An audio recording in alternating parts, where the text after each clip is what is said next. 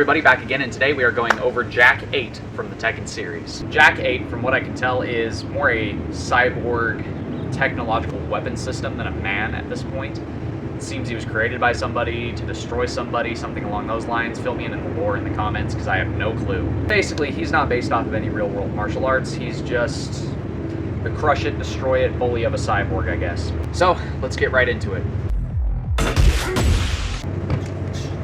So we have a jab, followed up with a elbow from top down. That top down elbow doesn't really generate a whole lot of force, especially striking at the top of the head.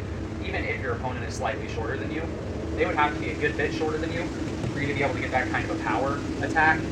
And doing a close range attack, like an elbow, off of a jab, you have a lot of distance from that jab to that elbow. Now, I'm not saying it's impossible, but I am saying it's very, very impractical. You'd be much better suited throwing the jab and then immediately cocking over and throwing that sideways elbow as you close distance, or coming up and driving in. Both of these are going to generate a lot more force and take a lot less time to execute, which gives your opponent a lot less time to react.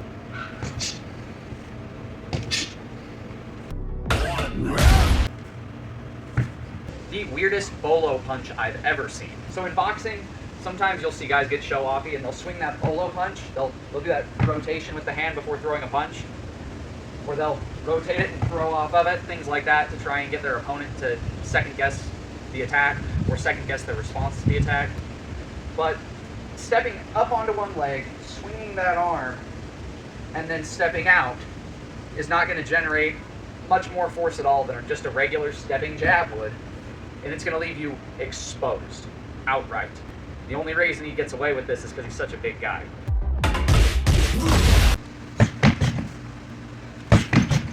So here we've got a drop into a forward stance with a downward middle body knife hand strike into a rear uppercut, followed by a front uppercut on the rise.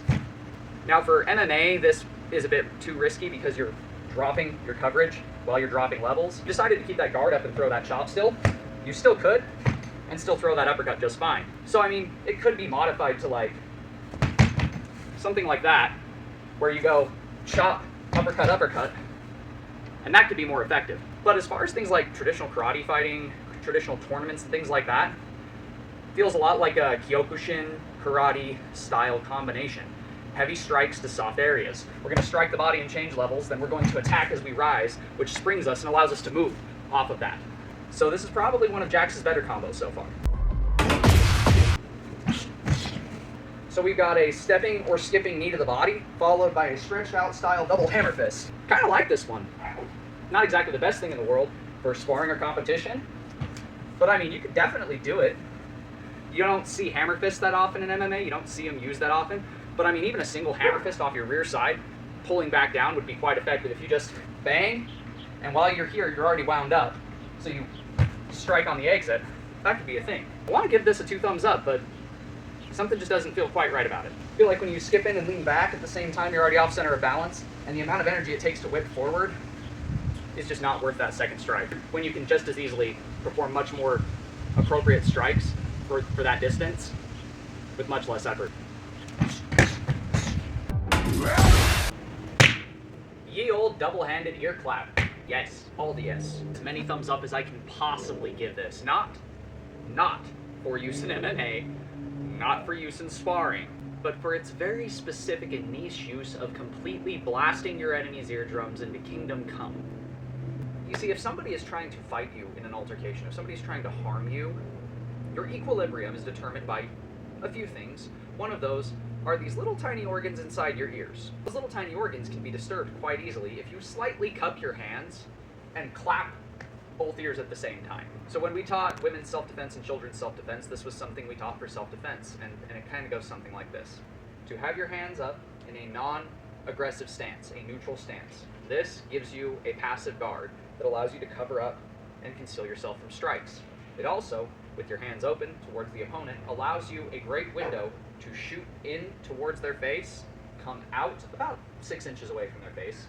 This is going to have a spreading effect if they have a guard up, at which point you cup your hands and clap them on the ears as hard as you possibly can. Act like you're trying to squish a watermelon between your hands. Now what this is going to do is completely discombobulate them. That's right. discombobulate. In other words, it will take their ability to balance and make them feel like they just went down the fastest spinning water slide known to man, and came out the other side upside down tied in a pretzel. Your equilibrium is a very valuable thing, and it can be disturbed very easily. A couple of other simple things like this that you can do is grab a hold of an ear and pull straight down, like you're trying to pull down on a curtain as hard as you can. A hold of that ear and rip straight down behind you. It only takes 7 pounds of pressure to remove their ear. Another thing you can do is take your hands, almost like a tiger claw type shape, and lunge at their eyes and rake down, like you're trying to scratch their face, because that's the goal. You can also hook their nose with your thumb or one of your fingers and push up as hard as you can through the nasal cavity. That can tear the nasal cavity or just cause them to react to the pain and force them to basically move in whatever direction you're pushing. Or you have heel, nut shot, if necessary. But before this turns to a self-defense video instead of a Jack 8 video, let's go back to Jack 8's moves, shall we? Here we have a front leg sidekick followed by a rear elbow. Now this is awesome if your opponent does what Bob just did. If you throw that sidekick and it forces them to either step back and attack again, or if they slide back and re-aggress, you're closing distance as they're re-aggressing with that elbow. So that is beautiful.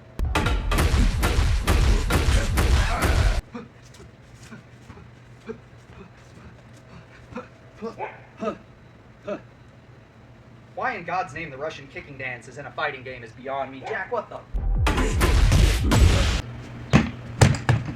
So we have a front kick, followed by a straight right hand, followed by a stepping in, straight punch.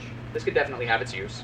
Use that to control distance, and those punches to double down if you find an opening. So after your front kick, if you connect with that first punch, and you see he's still not guarding, you see you still have time to throw another one, you can step in and drive that fist further and get a second hit on him, essentially.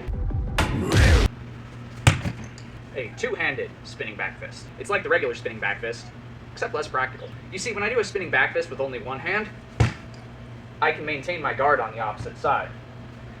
When I do it with both hands, I'm wide open. Am I going to generate more force? Maybe a little, but not enough to make it worth being completely exposed. That's why you don't see this type of two-handed back fist in MMA, ever.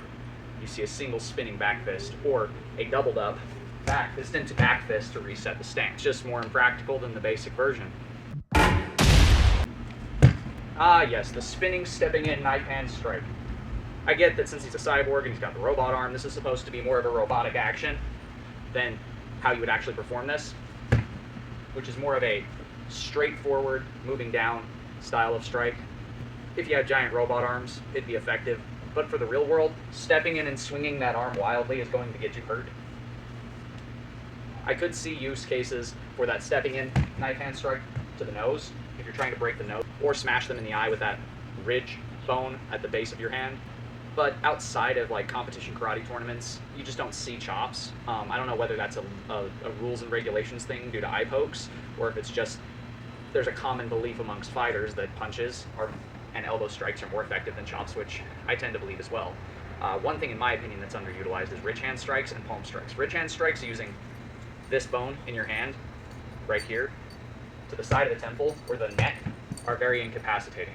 And palm strikes, all you have to do is look at Bas Rutten to see how effective palm strikes, especially palm strikes to the liver, repeatedly can be. So all in all, I would have to say Jack 8 is exactly what he claims to be, a robotic bully fighter. All of his attacks are really brutish and aggressive and over the top. They're all designed to convey a sense of power, a sense of striking from a place of authority. You're bigger, you're stronger, your opponent's not going to be able to do much to you. He doesn't have much regard for his own safety.